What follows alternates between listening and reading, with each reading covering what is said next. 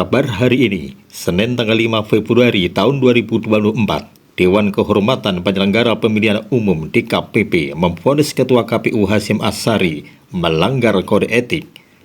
Karena hal itulah akhirnya Dewan Kehormatan Penyelenggara Pemilihan Umum dengan tegas menjatuhkan sanksi peringatan keras terakhir kepada Ketua KPU Hasyim Asyari dan juga para anggota KPU yang lain.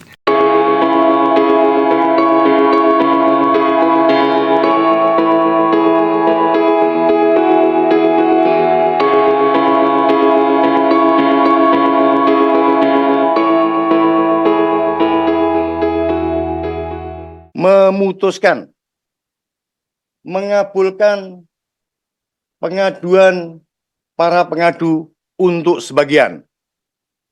2. Menjatuhkan sanksi peringatan keras terakhir kepada Hasyim Asyari selaku teradu 1 dalam perkara nomor 135/PKE/DKPP/Romawi 12/2023. Dewan Kehormatan Penyelenggara Pemilu DKPP menilai mereka melanggar beberapa pasal dalam peraturan DKPP tentang kode etik dan pedoman tentang penyelenggaraan pemilu. Edi Lugito, Ketua DKPP, dalam pembacaan keputusannya mengabulkan pengaduan dari para pengadu untuk sebagian. DKPP dalam paparannya menjelaskan pengadu menilai KPU menyalahi prosedur dalam membuat peraturan menerima calon presiden dan calon wakil presiden. Menurutnya, KPU harusnya terlebih dahulu mengubah PKPU yang berkaitan dengan syarat usia calon presiden dan calon wakil presiden setelah keluarnya keputusan Mahkamah Konstitusi.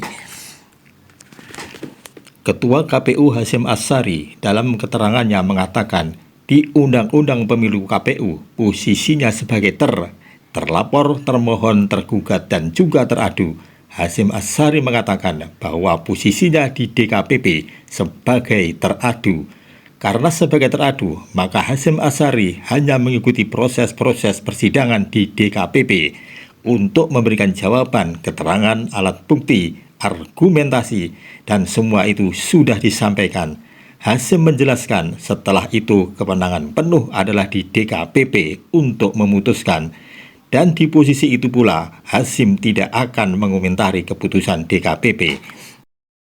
Undang-undang pemilu itu KPU itu posisinya selalu sebagai terlapor, termohon, tergugat, dan juga teradu. Nah, kalau di DKPP ini sebagai teradu.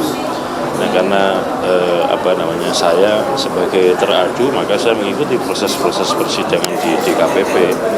Ketika ada sidang diberikan kesempatan untuk memberikan jawaban, keterangan, alat bukti, argumentasi sudah kami sampaikan. Dan setelah itu kan kewenangan penuh dari majelis DKPP untuk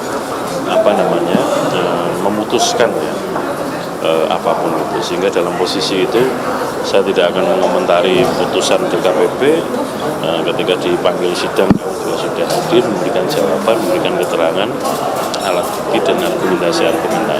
Di sisi lain, Habibur Rahman, Wakil Ketua Tim Kemenangan Prabowo Gibran, mengatakan bahwa keputusan DKPP ini tidak ada kaitannya secara hukum dengan legal standing pasangan calon Prabowo Gibran, karena pasangan calon Prabowo Gibran bukanlah terlapor, bukan juga turut terlapor dalam perkara ini, dan keputusan DKPP ini tidak menyebut pendaftaran Prabowo Gibran tidak menjadi tidak sah.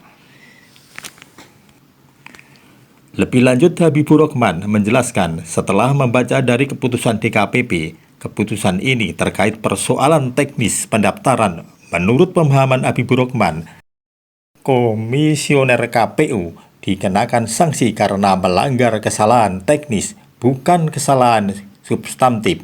Jelasnya, demikian kabar hari ini, semoga bermanfaat.